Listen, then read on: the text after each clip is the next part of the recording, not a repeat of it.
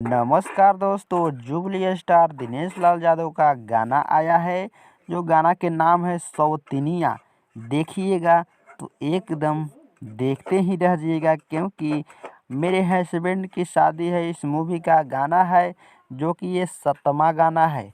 7वां गाना में मेरा ये सबसे ज़्यादा अच्छा लगा। ये वाला गाना 7वां गाना तो बहुत और बवाल और धमाल गाना है। तो अगर आप नहीं देखे हैं तो जा कर के देखिए। सबसे सुपर गाना ये है और सबसे ज़्यादा इस गाना पर व्यूज भी आया है। 6 लाख से पार कर गया है। दिनेश लाल यादव का जितना गाना आया है ऐसा कोई गाना नहीं है। मेरे हस्बैंड की शादी मूवी का जितना गाना आया है 6 लाख व्यूज कोई नहीं गया है। ये वाला 7वां गाना है तो ये सबसे ज़्यादा व्यूज आया है।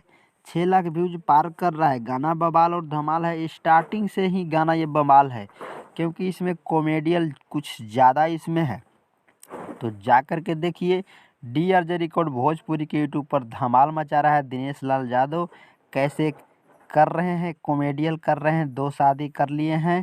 तो देखिए, सौतीनिया गाना के नाम है।